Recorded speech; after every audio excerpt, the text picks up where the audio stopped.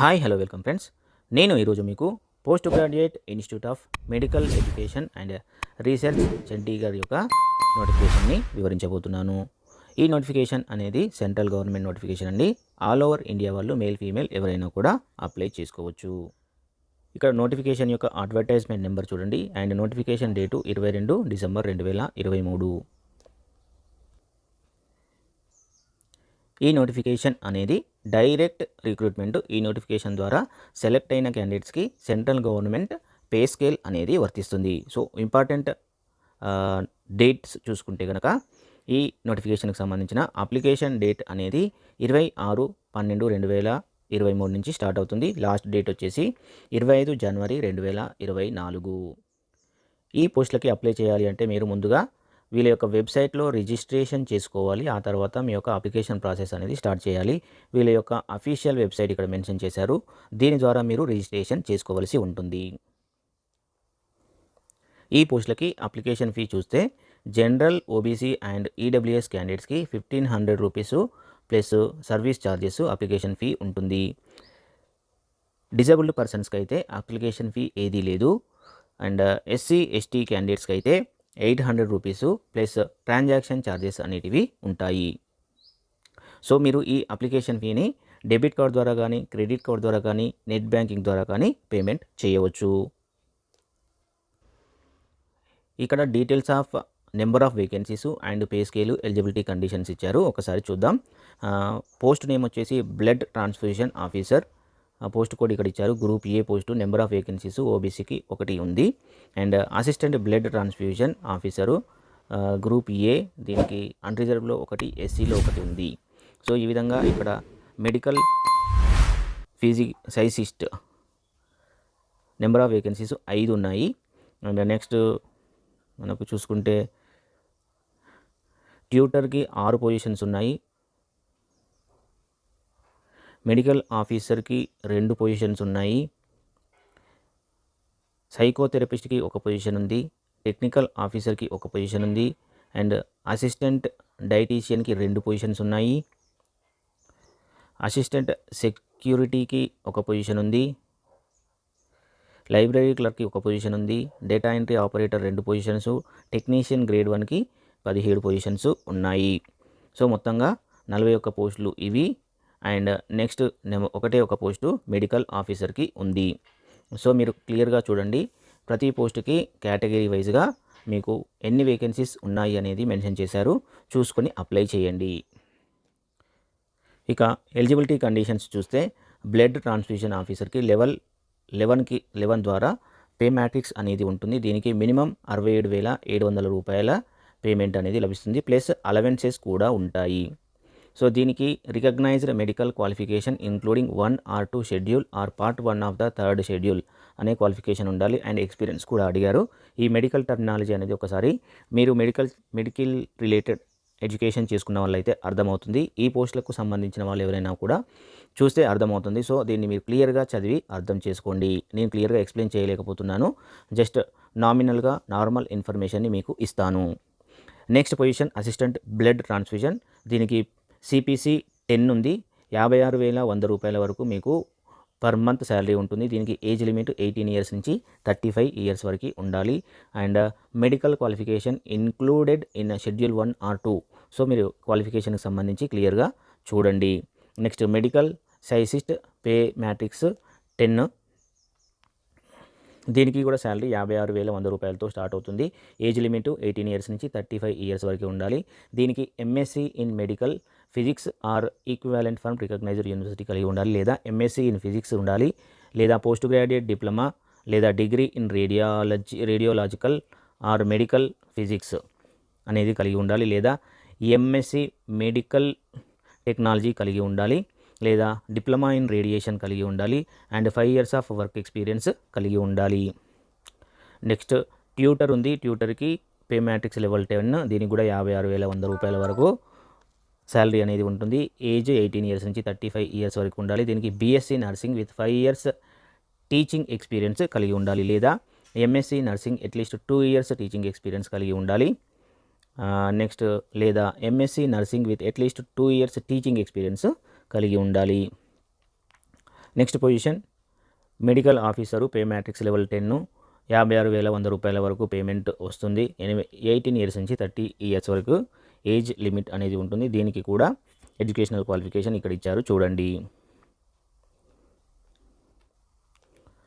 So friends చూడండి, ఇక్కడ నేను అన్ని పొజిషన్స్కి సంబంధించిన ఇన్ఫర్మేషన్ ఎక్స్ప్లెయిన్ చేయలేకపోతున్నాను. సో మొత్తం మనకు 41 పొజిషన్స్ ఉన్నాయి కాబట్టి అన్ని పొజిషన్స్ ఎక్స్ప్లెయిన్ చేయాలి అంటే కష్టమే అవుతుంది. సో ఫ్రెండ్స్ చూడండి, ప్రతి పొజిషన్కి సంబంధించి మీకు ఇక్కడ పే మ్యాట్రిక్స్ లెవెల్, అదేవిధంగా ఆ లెవెల్ని బట్టి మీకు ఎంత శాలరీ వస్తుంది అనేది ఇచ్చారు. దాంతోపాటు ఏజ్ లిమిట్ అనేది కూడా మెన్షన్ చేశారు. ఎడ్యుకేషనల్ క్వాలిఫికేషన్స్ కూడా క్లియర్గా మెన్షన్ చేశారు. ప్రతి ఒక్కటి క్లియర్గా చూసుకొని ఎవరికైతే అప్లికేబుల్ అయ్యి ఎలిజిబిలిటీ ఉంటుందో వాళ్ళు కంపల్సరీగా అప్లై చేసుకోండి. ఎందుకంటే పేమెంట్స్ అనేటివి చాలా బాగున్నాయి, మంచి మంచి పేమెంట్ స్ట్రక్చర్ ఉంది. దాంతోపాటు సెంట్రల్ గవర్నమెంట్ జాబ్స్ కాబట్టి మంచి జీవితం మీకు లభిస్తుంది.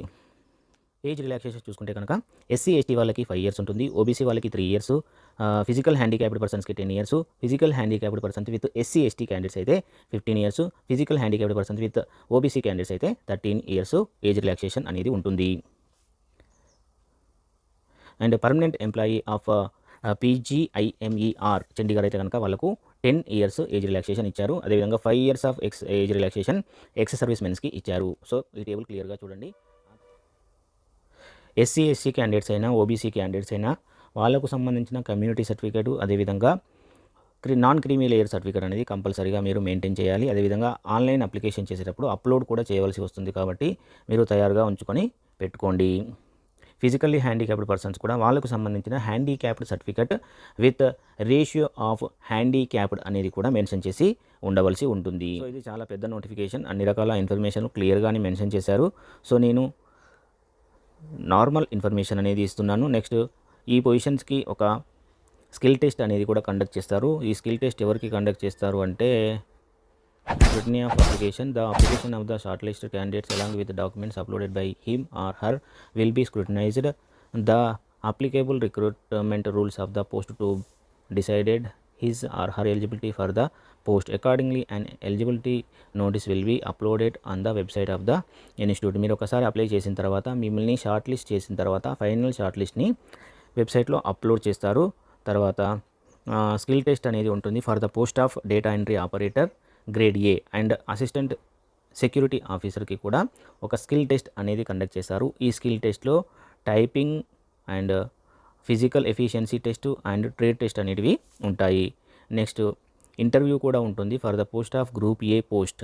అంటే ఏవైతే గ్రూప్ ఏ పోస్టులు ఉన్నాయో వాటికి ఇంటర్వ్యూ కూడా ఉంటుంది. ఇంటర్వ్యూకి దాదాపుగా 15 మార్క్స్ కండక్ట్ చేస్తారు. తర్వాత ఫైనల్ రిజల్ట్స్ అనేది మెన్షన్ చేస్తారు. For group B and C post result will be complaint for candidates who have been declared eligible. So eligibility క్యాండిడేట్స్ను ఈ విధంగా అన్ని రకాల టెస్టులు కండక్ట్ చేసిన తర్వాత ఎలిజిబిలిటీ క్యాండిడేట్స్ని ఫైనల్ చేసి డాక్యుమెంట్ వెరిఫికేషన్కి పిలుస్తారు. సో డాక్యుమెంట్ వెరిఫికేషన్కి వచ్చినప్పుడు printout of the online application form తీసుకొని రావాలి. అదేవిధంగా self attested copy of certificate along with the mark sheet. అంటే మీ యొక్క 10th క్లాస్ సర్టిఫికేట్ని సెల్ఫ్ అటెస్టెడ్ చేసి తీసుకుని వెళ్ళాలి. Self attested copy of experience certificate కావాలి అండ్ నో అబ్జెక్షన్ సర్టిఫికేట్ కూడా కావాలి. ఒకవేళ సెంట్రల్ గవర్నమెంట్ కానీ స్టేట్ గవర్నమెంట్ బాడీస్లో కానీ పనిచేస్తున్న వాళ్ళైతే వాళ్ళ యొక్క పర్టికులర్ డిపార్ట్మెంట్ నుంచి ఎన్ఓసిని తీసుకుని రావాల్సి ఉంటుంది. ఫైనల్ సెలెక్షన్ అనేది మీ యొక్క డాక్యుమెంట్ వెరిఫికేషన్ జరిగిన తర్వాత క్లియర్ చేస్తారు. అదేవిధంగా ఆ విధంగా ఫైనల్ సెలెక్షన్ అయిపోయిన తర్వాత ఇంటర్వ్యూ ఉంటుంది in case of group A పోస్టులకి. ఆ తర్వాత టోటల్గా సెలక్షన్ ప్రాసెస్ కంప్లీట్ అయిపోతుంది. ఈ నోటిఫికేషన్కి ఎగ్జామినేషన్ సెంటర్స్ ఇక్కడ సిటీస్ నేమ్స్ మెన్షన్ చేశారు చూడండి.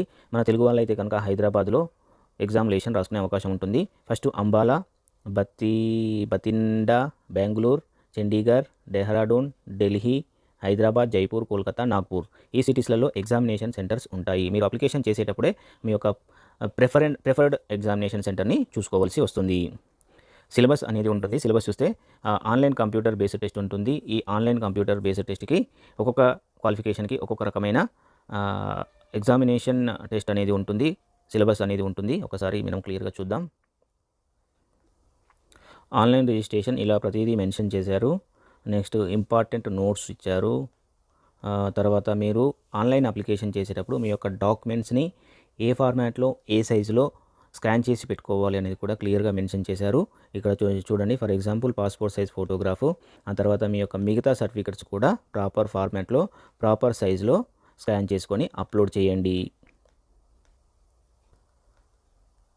సో ఫ్రెండ్స్, ఈ వీడియోలో మీకు ఈ నోటిఫికేషన్ యొక్క పూర్తి ఇన్ఫర్మేషన్ అందింది అని అనుకుంటున్నాను. కాబట్టి దయచేసి ఈ వీడియోని లైక్ చేయండి మరియు మన ఛానల్ని సబ్స్క్రైబ్ చేసి మీ యొక్క సపోర్ట్ను మాకు ప్రసాదించండి.